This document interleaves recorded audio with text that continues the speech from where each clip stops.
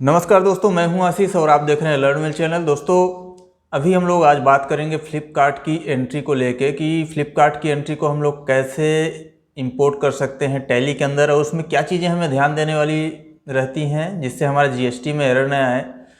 और इसमें हम लोग सेल्स रिटर्न का और सेटलमेंट का सभी एंट्रीज करके देखेंगे। अब इसमें कौन सी प्रॉब्लम्स हमें जीएसटी में फेस करनी पड़ती है, कौन सी क्या रहता है, लेजर्स में हमें क्या ग्रुप रखना चाहिए, वो भी सारी चीज़ें देखेंगे। तो अभी ये जो वीडियो है मैं इसको 3 पार्ट में डिवाइड कर रहा हूँ। फर्स्ट तो अपना हो जाएगा एक उसके सेल्स की एंट्री और क्रेडिट नोट की एंट्री का। दूसरा हो जाएगा उसके कैशबैक की एंट्री का। इसमें हमारा फ्लिपकार्ट में कैशबैक की भी एंट्री रहती है, उसके एक कैशबैक का एंट्री का हो जाएगा। और थर्ड रहेगा हमारा सेटलमेंट की एंट्री का। और सेटलमेंट की एंट्री के बाद हम लोग चेक करेंगे कि हमारा कितना क्या बैलेंस है, कौन से ऑर्डर का अमाउंट आना पेंडिंग है और जीएसटी की जो रिपोर्ट्स बन रही हैं उसमें अगर कुछ गलतियां हैं तो उसको कैसे सुधार सकते हैं। तो मैंने लास्ट वीडियो जो डाला था वो अमेज़ॉन के ऊपर में डाला था। अगर आपने अमेज़ॉन से रिलेटेड वीडियो अभी नहीं देखा है कि अमेज़ॉन की प्रॉपर एंट्री कैसे की जाए, तो आपको मैं लिंक दे दूँगा, यहाँ से आप जाके देख सकते हैं। तो आज हम लोग फ्लिपकार्ट के बारे में देखेंगे कि फ्लिपकार्ट की प्रॉपर एंट्री टैली में कैसे कर सकते हैं। तो चलिए शुरू करते हैं। तो अभी ये यहाँ पे है मेरे पास में ये फ्लिपकार्ट का डेटा।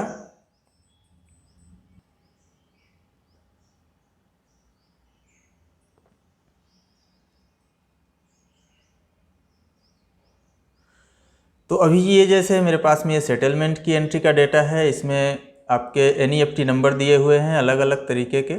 अब इसमें आपके अलग अलग एनईएफटी नंबर हैं और साथ में ही इसमें इसका सेटलमेंट अमाउंट कितना बैंक में गया, ऑर्डर का डिटेल है और बाकी चीज़ें यहाँ पे shipping charge, market place fees, TCS, TDS, production fund, refund कुछ अगर है तो रिटर्न होने के बाद में जो रिफंड आता है। तो ये सारी चीज़ें हैं यहाँ पे जिसकी हम लोग एंट्री करेंगे सेटलमेंट का। और सेम ऐसे ही आपका ये सेल वाला भी मैं दिखाता हूँ। तो दोस्तों ये है हमारा सेल का, इसी में रहता है, एक सेल रिपोर्ट रहती है। ये करीबन 500-600 550 एंट्रीज हैं। और इसमें हमारा ये कैशबैक की एक रिपोर्ट है, कैशबैक का भी एंट्री हम लोग करेंगे। तो ये 30 एंट्री ये हैं। तो इसमें आपके कभी कभी क्या होता है कि इनवॉइस में हम लोग एक से ज़्यादा आइटम भी भेजते हैं तो उसकी भी एंट्री इसमें सब साथ में ही होगी। तो इसका टोटल भी मैच करके देखेंगे कि हमारा टैक्सेबल वैल्यू का टोटल जो एंट्री हुआ वो मैच हो रहा है कि नहीं हो रहा है। बाकी सारी चीज़ें करेंगे। तो चलिए इसको शुरू करते हैं। मैं इसको अभी क्लोज कर दे रहा हूँ फाइल को। तो दोस्तों अभी मेरे पास में ये है Excel to Tally ultimate e commerce करके। इसके थ्रू हम लोग टैली में डेटा इंपोर्ट करेंगे। अब मैनुअल इंपोर्ट करना या मैनुअल एंट्री करना टैली में पॉसिबल नहीं है क्योंकि ई कॉमर्स के डाटा वैसे ही बहुत ज़्यादा होते हैं और मैनुअल एंट्री करने से गलती के चांसेस ज़्यादा रहते हैं कि मान लीजिए आपने मैनुअल एंट्री कर दिया, अब उसमें कुछ आपको गलती मिली, फिर वो चीज़ आप सुधारते हुए बैठे रहेंगे। तो उससे अच्छा है कि एक साथ आप एंट्री इंपोर्ट करें इसके थ्रू और जो भी है चेक करके एक बार में फाइनल कर दें। तो यहाँ पे आप देख सकते हैं अभी हमारा लोकल होस्ट में हम लोग काम कर रहे हैं और यहाँ पे मैंने ODBC पोर्ट 9000 रखा हुआ है। तो लोकल होस्ट मतलब आपका खुद के इसी कंप्यूटर में आपका टैली भी है और ये फाइल भी है, तो यहाँ पे लोकल होस्ट रहेगा। अगर आप कहीं दूर कंप्यूटर में एंट्री करना चाहते हैं तो उस वाले कंप्यूटर का आप यहाँ पे IP एड्रेस भी डाल सकते हैं। तो आप IP एड्रेस डाल के भी एंट्री कर सकते हैं। तो आप किसी भी दूर वाले कंप्यूटर में जो आपसे कनेक्टेड नहीं है, अभी आपके सिस्टम में नहीं है, तो उसको आप एंट्री कर सकते हैं IP एड्रेस यहाँ पे चेंज करके। उसके बाद आपको यहाँ पे ऊपर में एक लर्न वेल करके टैब दिखेगा। आप यहाँ से भी सेट ODBC में क्लिक करके यहाँ से भी आप जो भी चाहें डिटेल चेंज करके इसको डन करेंगे तो ये कनेक्शंस हमारा सेट हो जाएगा। इसके बाद फिर यहाँ पे दोस्तों है डिटेल सीट। अब डिटेल सीट में आपको आपकी कंपनी का यहाँ पे डिटेल फिल कर देना है। बाकी अमेजॉन, फ्लिपकार्ट, मीशो इन सब का डिटेल यहाँ पे डला ही हुआ है, तो आप इसको चेक करके चेंज भी कर सकते हैं।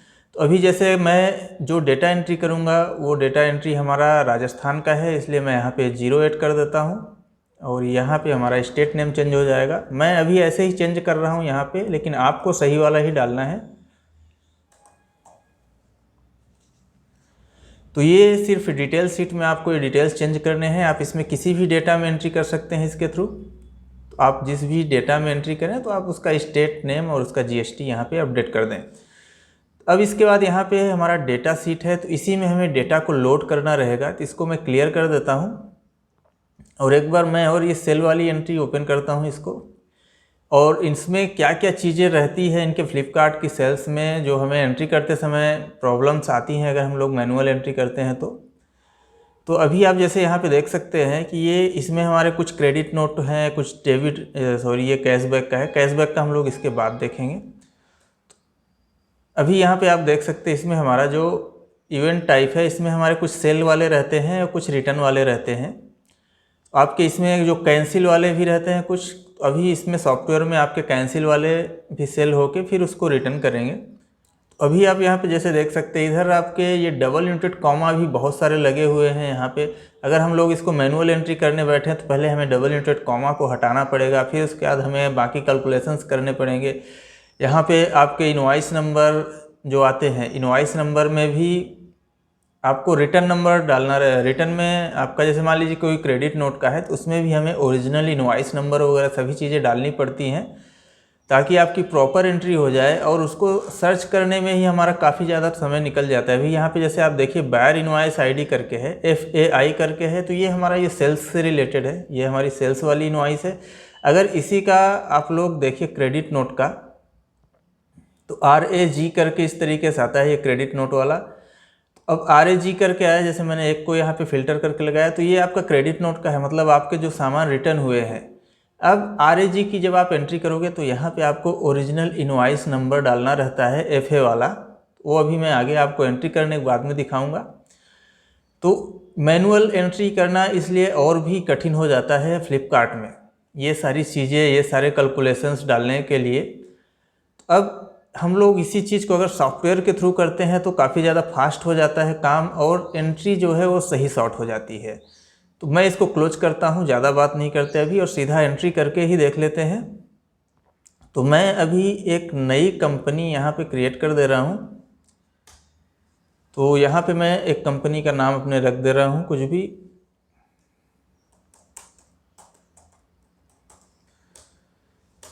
और इसका स्टेट मैं डाल दे रहा हूँ यहाँ पे, और इसको सेव कर देता हूँ। यहाँ पे आपको GST डिटेल्स, बाकी सारी डिटेल्स आपको डाल के रखनी है, और इसको सेव करते हैं। अभी इसमें कोई एंट्री नहीं है, अभी हमारा ना तो कोई इसमें लेजर बना हुआ है और ना ही अभी हमारे कोई स्टॉक आइटम बने हुए हैं और ना ही हमारा कोई यूनिट बना हुआ है। तो सबसे पहले हमें मास्टर क्रिएट करने होंगे। तो मास्टर, बाउचर, सारा चीज़ आपका यही सीट से ही क्रिएट हो जाता है, तो इसमें और कुछ करने की ज़रूरत नहीं पड़ती है। तो अगर सीट में यहाँ पे पहले से कुछ डला है तो इसको क्लियर करेंगे। यहाँ पे आपको क्लियर एक्टिव सीट डेटा करके एक बटन दिखेगी।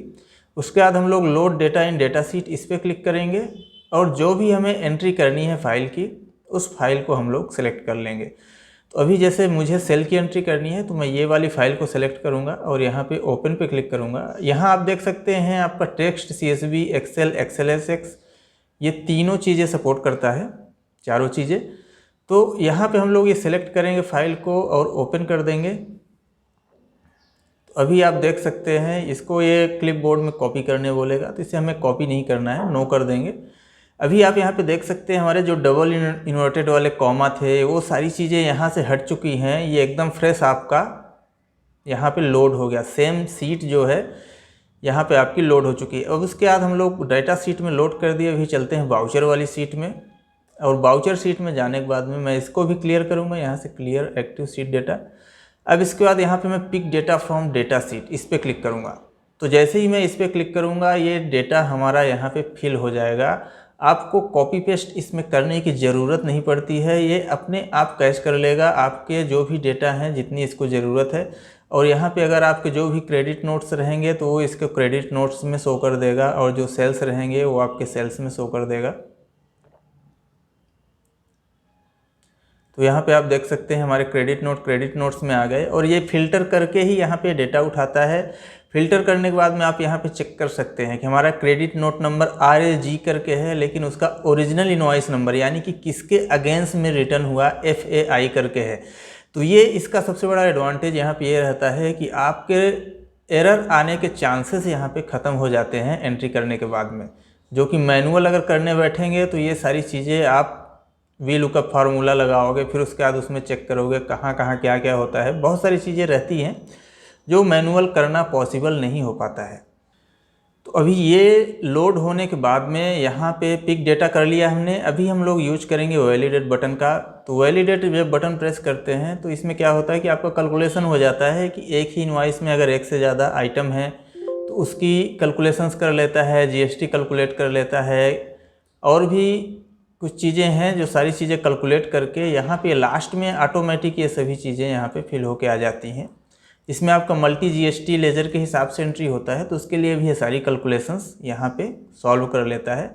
अब मान लीजिए आपको यहाँ पे कुछ चेंजेस करने हैं, तो ये नॉर्मल एक्सेल सीट है, यहाँ पे आप चेंजेस भी कर सकते हैं। यहाँ पे आपका टैक्सेबल लेजर टाइप कुछ और रखना है तो आप दूसरा कुछ अपने हिसाब से रख सकते हैं। यहाँ पे जीएसटी लेजर भी आप चेंज कर सकते हैं।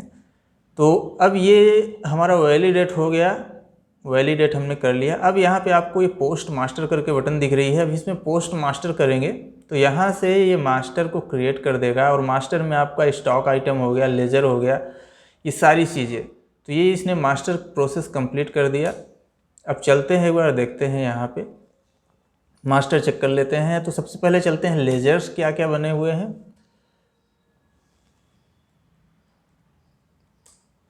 तो यहाँ पे लेजर्स में ये सारे लेजर्स हमारे बन गए। जैसे फ्लिपकार्ट इंडिया का लेजर बन गया। फ्लिपकार्ट इंडिया का लेजर एक ही बनेगा, भले ही आप इसमें सेटलमेंट की एंट्री करें या तो आप सेल की एंट्री करें, क्योंकि सेल, सेटलमेंट, ये सारी चीज़ें आप एंट्री एक ही लेजर में करेंगे तभी हमारा आउटस्टैंडिंग प्रॉपर निकलेगा कि कितना पैसा अभी हमें फ्लिपकार्ट से लेना बचा हुआ है। तो इसमें जो सेटिंग्स रहती हैं, मस्ट जो इम्पोर्टेंट सेटिंग है, सबसे पहले तो आपको स्टेट का नाम, जहाँ से आपको फ्लिपकार्ट का बिल आता है, आप उसका रखेंगे।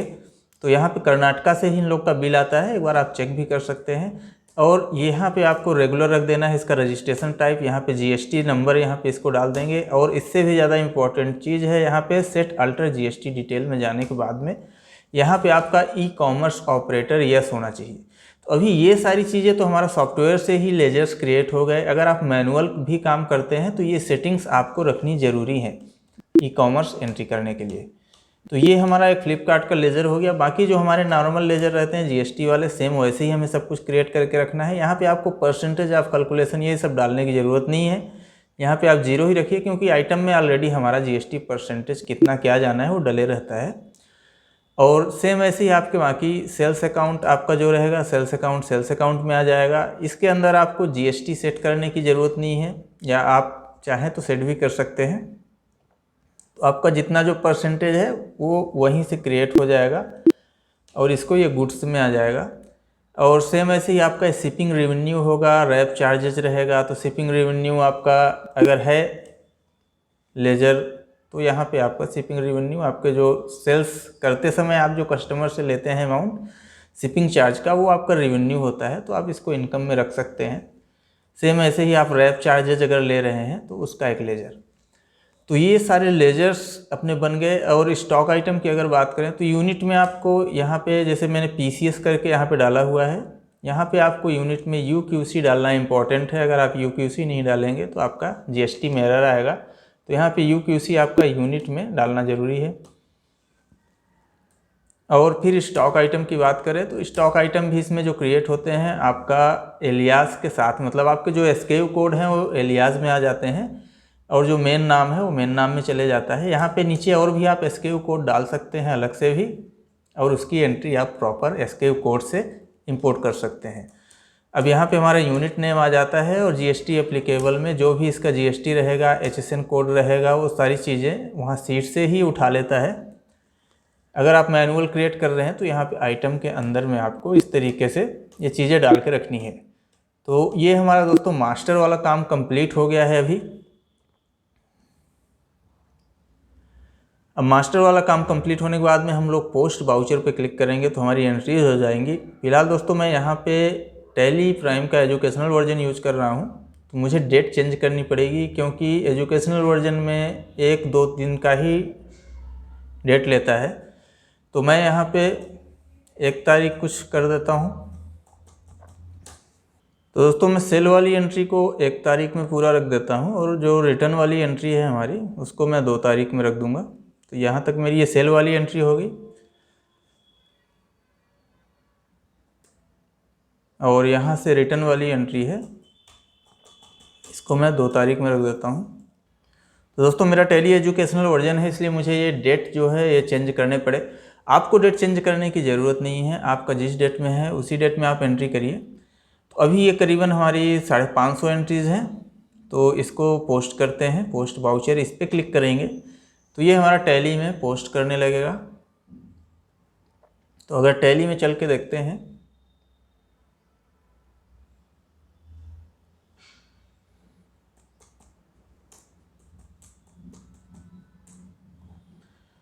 तो यहाँ पे एंट्रीज अभी हमारी चल रही हैं। अच्छा, इसमें अभी हमारा जो वाउचर नंबर है 1 2 3 करके आ रहा है। अगर आपको वाउचर नंबर सीट का उठाना है, यानी कि इनवॉइस नंबर सीट का उठाना है, तो यहाँ पे आपको वाउचर टाइप में जाके इसको मैनुअल करना पड़ेगा नंबरिंग। तो यहाँ पे हम लोग चलते हैं, एक बार वाउचर टाइप में जाके इसको मैनुअल कर लेते हैं।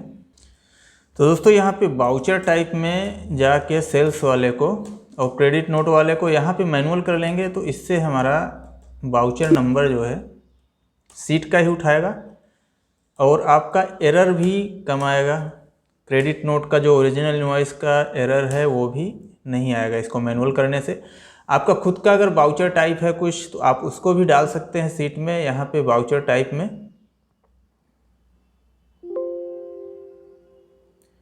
तो यहाँ पे आपका ओन वाउचर टाइप करके ये वाला जो कॉलम है, इसमें आप खुद के भी वाउचर टाइप आपके जो भी हैं, जैसे फ्लिपकार्ट सेल्स करके आपने बना लिया, तो ये सब चीज़ें आप चेंज कर सकते हैं। ये नॉर्मल एक्सेल सीट की तरह ही इसको यूज़ करना है। तो अभी हमने इसको मैनुअल कर दिया। अब वापस से मैं एंट्री पोस्ट कर देता हूँ। मुझे पहले इसको डिलीट करना पड़ेगा।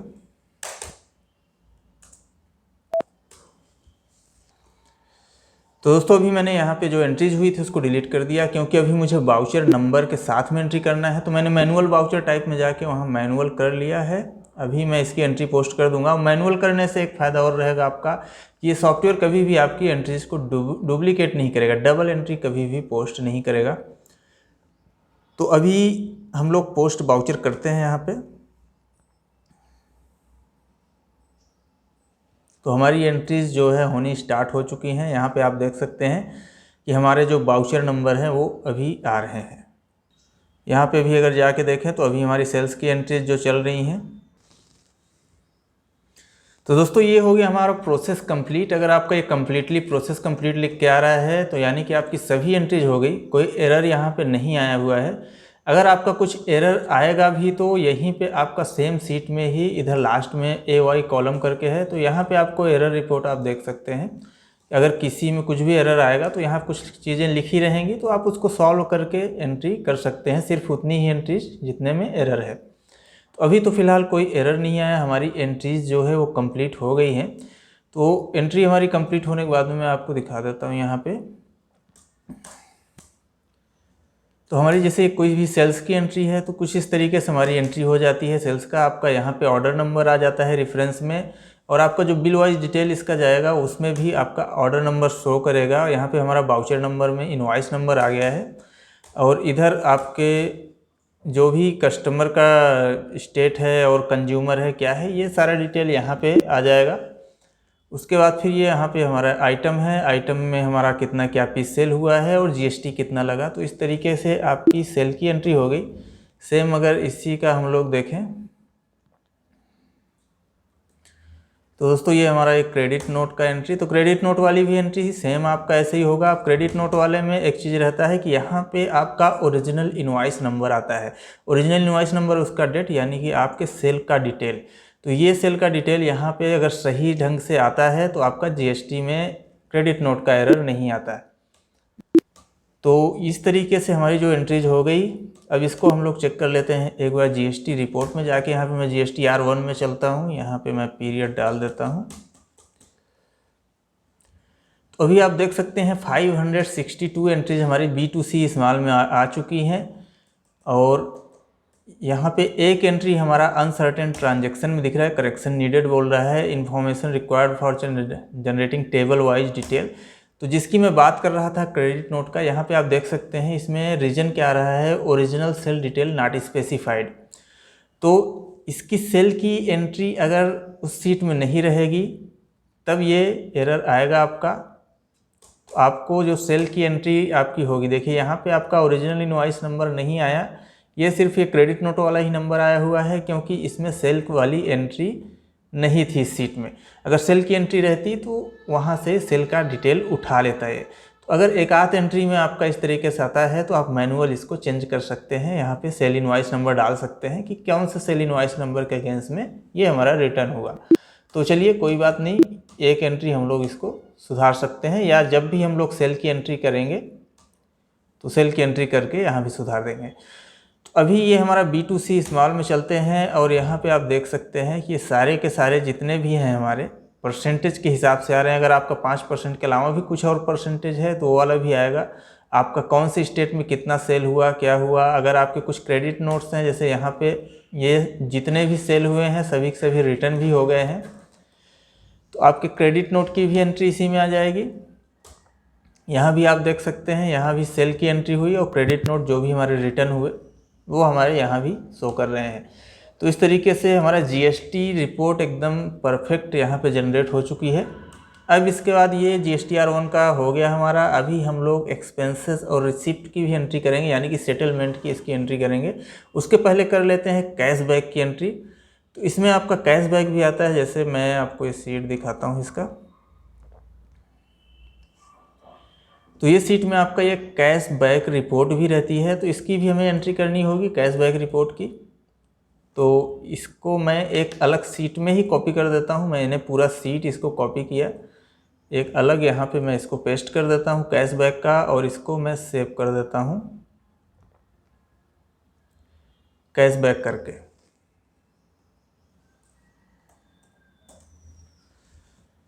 दोस्तों ये मैंने कैशबैक करके इसको सेव कर दिया है। अब इसकी भी एंट्री कर लेंगे, इसको मैं क्लोज कर देता हूँ। तो सेम वही प्रोसेस है, हमें यहाँ पे डेटा सीट में इसे लोड करना होगा। तो यहाँ पे मैं ये पहले क्लियर कर देता हूँ जो पहले से मौजूद है, उसके बाद लोड डेटा इन डेटा सीट, इस पर क्लिक करूँगा और यहाँ पे मैं कैशबैक फाइल को चूज करता हूँ, यहाँ नो कर देंगे। अब ये हमारा कैशबैक का डेटा यहाँ पे आ चुका है। इसमें हमारे क्रेडिट नोट भी हैं, डेबिट नोट भी हैं, दोनों चीज़ें हैं। दोनों चीज़ें की एक साथ ही एंट्री हो जाएगी। तो फिर हमें वाउचर सीट में आना है और यहाँ पे मैं इसको क्लियर कर देता हूँ, pick data from data sheet करूँगा तो ये आ गया। अब इसमें कैशबैक वाले में क्या है, आपका स्टॉक आइटम की एंट्री नहीं होती है। तो यहाँ पे आप देख सकते हैं इधर स्टॉक आइटम के साथ में नहीं है, हम लोग इसलिए यहाँ पे नो कर देंगे। यहाँ पे एक ऑप्शन है वाउचर विथ इन्वेंट्री करके, अगर आप इसको यस करेंगे तो स्टॉक आइटम के साथ में एंट्रीज होती हैं, नो करेंगे तो आप कोई सी भी एंट्री विदाउट स्टॉक आइटम भी यहाँ से कर सकते हैं।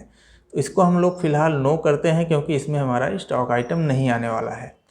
इसके बाद इसको वैलिडेट कर देंगे। वैलिडेशन हमारा कंप्लीट हो गया। सेम पोस्ट मास्टर यहाँ भी कर देंगे, मास्टर कंप्लीट हो गया। अब इसका जो भी एंट्रीज है इसकी एंट्री पोस्ट करेंगे, हमारा पूरा 1 दिसंबर में ही जाने वाला है। पोस्ट वाउचर करके यहाँ पे इसको मैं पोस्ट करूँगा। दोस्तों ये हमारा प्रोसेस हो गया कंप्लीट। हमारे वाउचर्स की एंट्री जो है क्रेडिट नोट वाली वो हो चुकी है। तो यहाँ पे फ्लिपकार्ट कैशबैक करके एक लेजर बनेगा, इसके अंदर फ्लिपकार्ट की एंट्री हो जाएंगी। बाकी आप फ्लिपकार्ट के लेजर में भी देखेंगे तो वहाँ भी शो करेगा। तो इसमें आपका क्रेडिट नोट डेबिट नोट की दोनों की एंट्रीज हो चुकी हैं। और इसको अगर आप GST रिपोर्ट में जाके देखें तो यहाँ पे GSTR1 में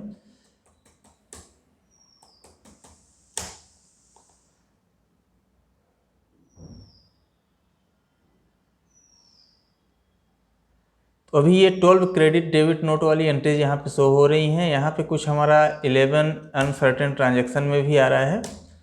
तो ये एक एक पैसे का कुछ डिफरेंस रहता है, तो आपको इसको एक एक पैसे का डिफरेंस इसको सेलेक्ट करना है। पूरा कंट्रोल स्पेस करने से सेलेक्ट हो जाता है और इसको एक्सेप्ट एज इज कर देंगे तो यहाँ से हट जाएगा हमारा।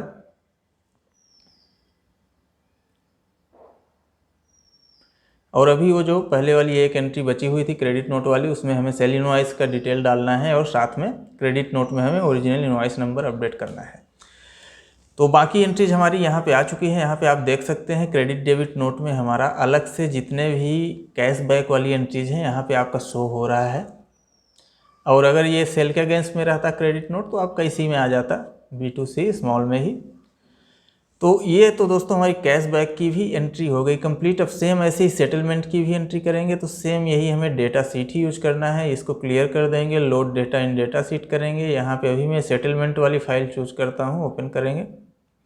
अब सेटलमेंट की एंट्री करने के बाद में मैं आपको दिखाऊंगा ऑर्डर वाइज कितना क्या पेंडिंग है। इसको मैंने ओके कर दिया। अब इस बार हमें वाउचर सीट को यूज नहीं करके सेटलमेंट सीट को यूज करना है। तो यहाँ पे भी अगर कुछ रहेगा तो आप क्लियर कर देंगे, टिक करेंगे डेटा को, तो इधर आपका डेटा आके ये फिल हो गया। अभी हमारी जो एंट्रीज़ हैं वो 31 दिसंबर में होने वाली हैं, सेटलमेंट वाली एंट्रीज सभी। तो अभी मैं यहाँ पे इसको वैलिडेट करूँगा। तो वैलिडेट करने से कैलकुलेट कर लेगा कि हमारा एक NEFT ID में कितना क्या चार्जेस लगे, क्या एक्सपेंसेस हुआ और कितना कितना एडजस्ट होना है कौन से ऑर्डर के अगेंस्ट में। सारा कैलकुलेशन आपका करके यहाँ पे लास्ट में लेके आ जाता है। ये वैलिडेट करने के बाद आता है यहाँ पे। इसके बाद अगर हमारे मास्टर क्रिएट नहीं है तो यहाँ पे हम लोग पोस्ट मास्टर पे क्लिक करेंगे। तो ये हमारा दोस्तों मास्टर प्रोसेस कंप्लीट हो जाएगा। अगर मैं आपको मास्टर यहाँ पे क्या कैसे क्रिएट हुए कौन से ग्रुप में है तो आपको मैं सेटिंग बता देता हूँ। अगर आप मैनुअल वर्क करते हैं तो आपको कोई प्रॉब्लम ना आए GST रिपोर्ट में। तो यहाँ पे जो हमारे मास्टर लेजर ये क्रिएट होते हैं तो ये सभी एक्सपेंसेस वाले ज़्यादातर क्रिएट हो जाते हैं। जैसे अपना FBA इनबाउंड ट्रांसपोर्टेशन फीस, ये फ्लिपकार्ट का collection fees, commission, fix fees. तो ये जितने भी लेजर्स हैं सभी में आपको GST अप्लीकेबल रखना है, सब इनडायरेक्ट एक्सपेंस में रखने हैं।